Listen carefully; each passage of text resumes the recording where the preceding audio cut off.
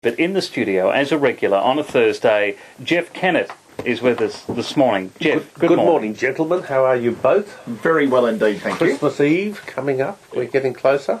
You're getting excited about it. Oh, No, it didn't take you for a guy who went silly over Christmas. No, I'm not going silly over Christmas. I'm going silly over a break. Well, Just needs the break. You got your top 7 things from I've been 2010. thinking. Yeah. I've been thinking. And that's always scary. It is scary. I think there's 2 parts of life. One part is that says what has happened in the world this year that influences our lives. And the other is what are the things that have happened that have brought us as individuals pleasure. Now, I'm going to leave the second to you to work out, or to our listeners, because it will be different things for different people. But you've got to enjoy life. You've got to be happy, because what's the point of living if you can't be happy? But I want to just share with you my 7 things that I think have had an influence on our community here this year, some of which will have a long-term effect, not all Victorian, but potentially internationally as well. So I'll start from the bottom, may I? Please do. I think 7th in my order is the Collingwood Premiership. And I don't say that lightly. If you're a Collingwood supporter, you're still in heaven. And for the other 98% of the community, we're all past it, right? We were anti the grand final, we were anti-Collingwood, and so it affected the whole community in that sense.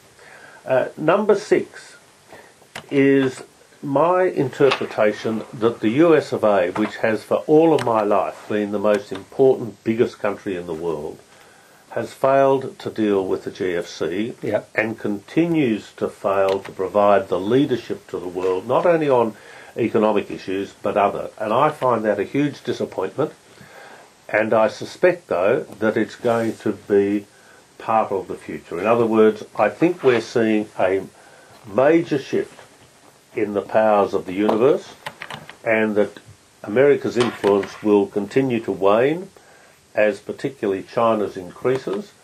But I think we have, as a community, been disappointed in realising that the USA is not all things to all people. So do you put that down to President Obama initially? Not totally, but in part. He came in with a great flurry.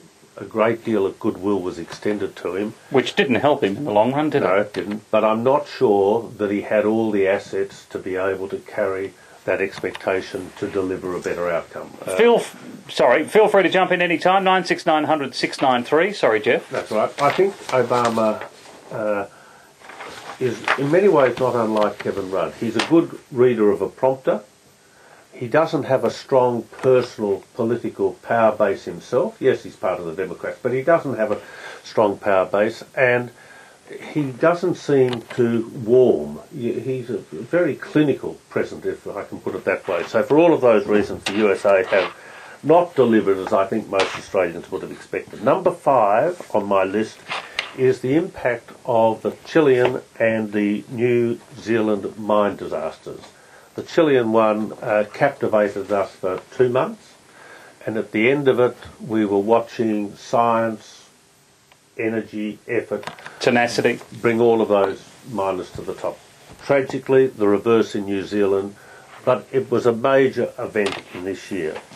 Number 4 is the Australian economy, and I say that from 2 points of view. One, that we in one sense seem to have come through the GFC better than most countries. But on the other hand, particularly here in Victoria, and I know it's the case in other states as well, there is a growing realisation that there's an elephant in the room that hasn't yet sat on us.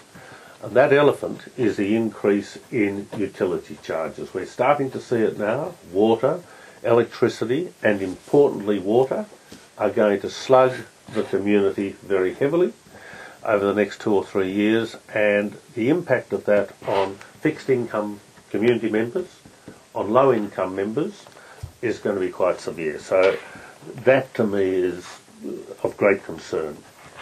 My 3rd major issue has been the drought, the breaking of the drought, and now the floods. So we're talking about climate and what has happened here in Australia, what's happened here in Victoria.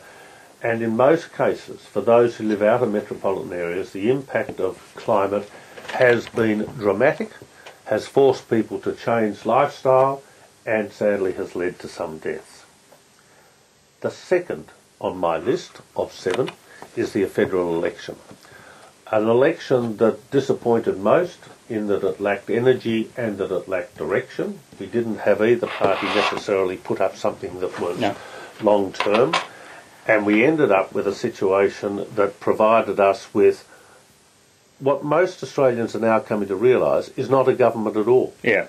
And while Australians say we don't like the government, we hate politicians, I have always had the view that most Australians want to see a government govern. We won't agree with everything they do.